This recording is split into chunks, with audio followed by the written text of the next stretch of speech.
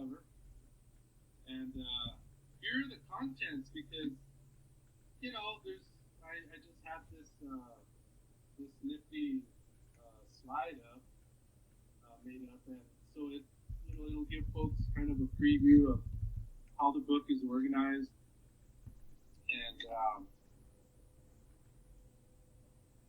and so as it shows here, fighter gangs go back, at least to the 20s, in most major southwestern big cities. And so we start in El Paso, which is considered like the epicenter of all things fighter gang related. And then, do a couple of decades there of just sort of characterize what that was like. And then move on to Las Cruces, since, I'm over here and working and living here. And surprisingly, Las Cruces had quite a bit of history and its own story to offer.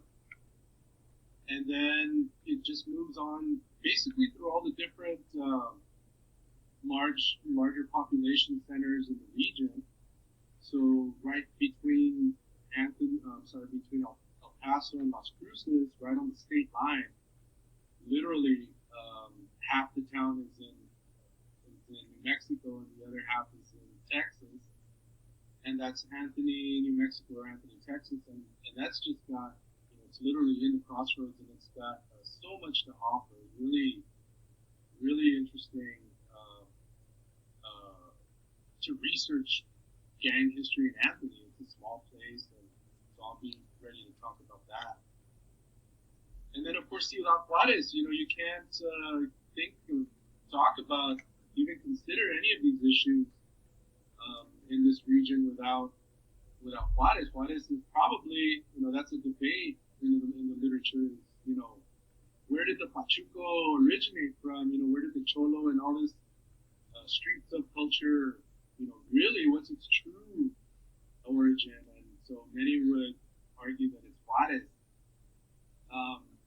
And then as the book goes through the decades, it comes as current as possible, and looks at some of the more insidious manifestations, if you will. Some went from boyhood plague, street corner play groups, killing time with mischief milling about and stuff, and then look at the way it's evolved to today, and it's all mixed up with cartels, drug cartels and stuff in Mexico and things like that on the border.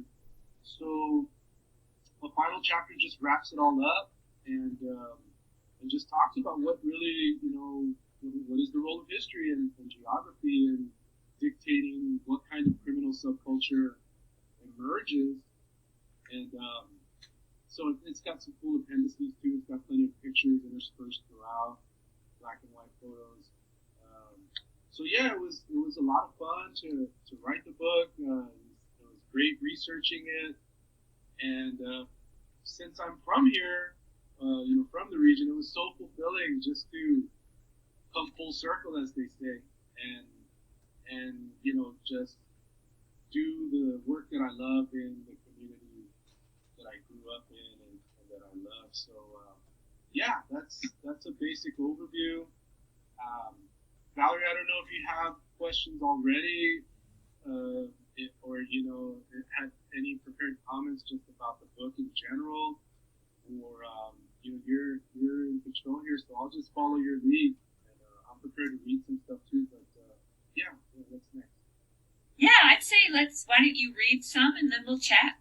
Okay, great. So as I mentioned, the fighter gangs I study go back at least to the 20s, arguably even earlier, but in newsprint and doing the kind of archival work that I do, I mean, that's as far back as it's documentable, right? So, but, when you think about the meaning of gangs and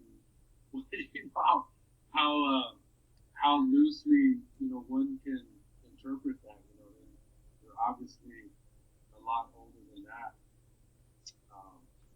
thing we're talking about today. At least that type of urban subculture, starts then. So I write early on in the intro. The chronology I cover begins with the neighborhood-based societies of poor, streetwise, and fossil youth in the 1920s and 30s, moves through the decades to examine changes in each distinct era of this durable barrio gang subculture.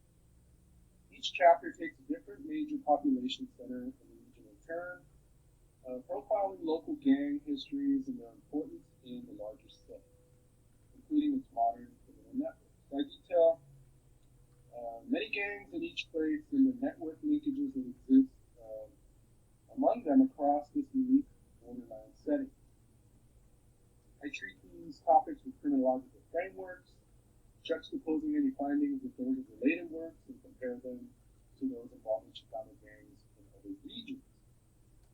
This approach allows me to address questions of continuity and change in the timeline of barrio gangs across the Southwest more generally. I think it's important also to mention how traditional barrio gang subculture has undergone more changes in the last 10 to 15 years than it has in several decades prior. And that rather drastic change suggests that it may be headed for extinction. For example, these groups are no longer seen to congregate on street corners or posture in public to claim turf against their competitors or the rival gangs nearby in a bygone era. That's kind of the way it was. So that's a pretty big break from decades of this turf-related cultural norm. So there are examples offered at each research site that I studied. So basic impetus for this work is then to help preserve some of the history of this once abundant feature of the Mexican-American experience, which is a fixture in U.S. Chicano and Mexican border communities for about the past 100 years. The migration of involved individuals and their families across the Southwest has also been a strong feature shaping the gang norms of each locale in the study. And so in tracing the history of such gang elements, anthropological snippets of urban Chicano culture are elucidated along the way.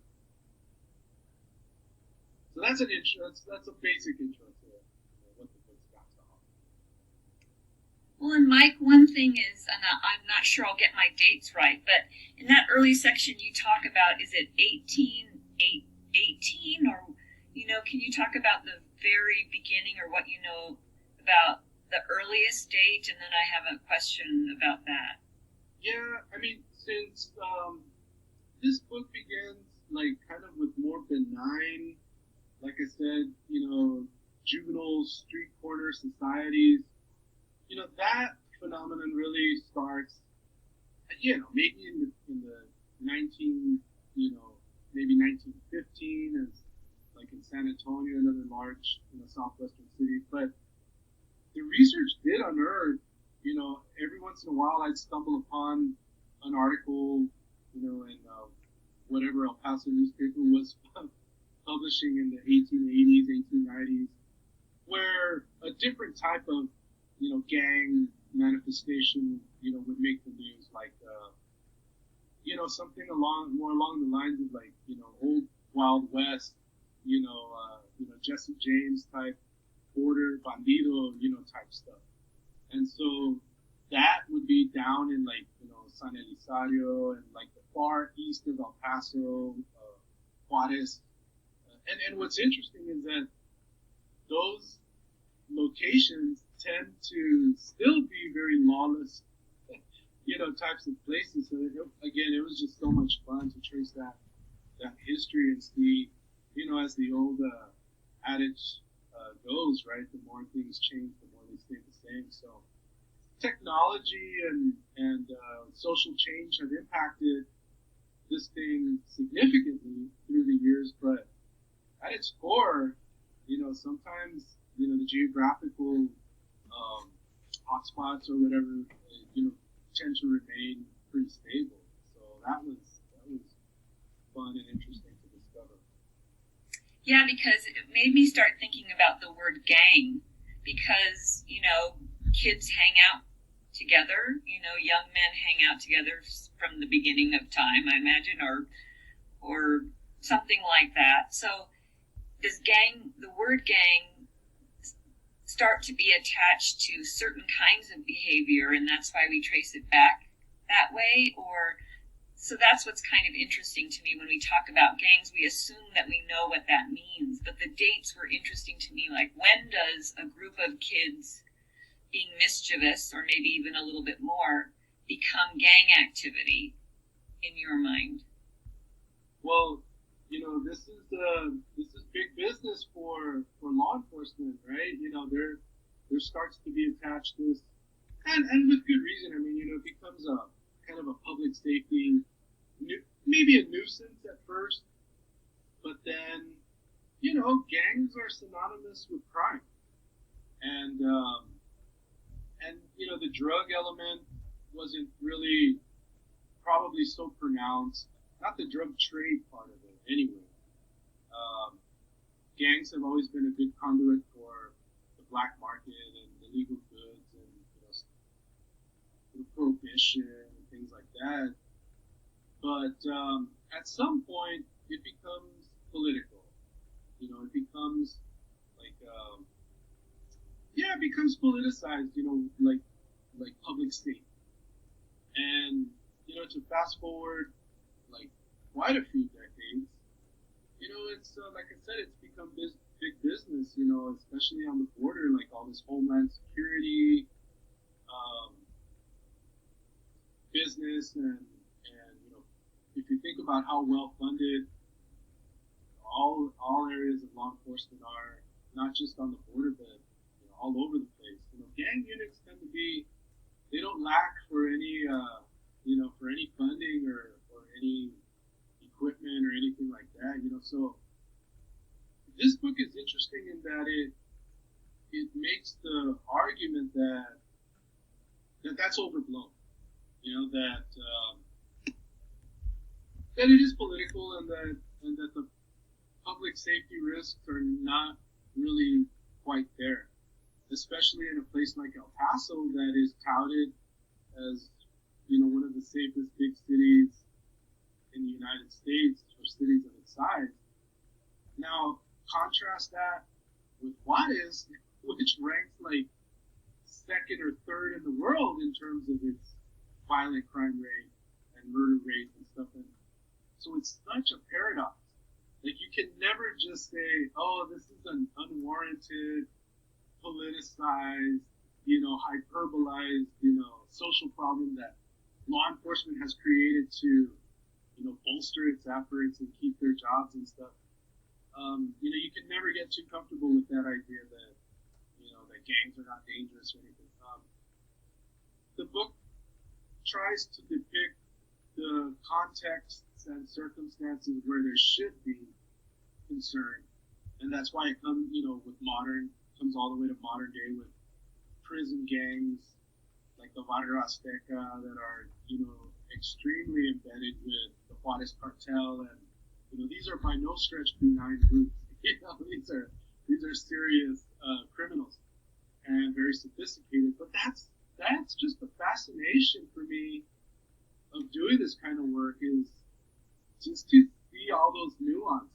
Just to see it go, its evolution go from something we could characterize as pretty benign, as young street corner play groups type stuff, to what we have now and everything in between. So yeah, I know I said a mouthful there. So I'll look forward to comments about all those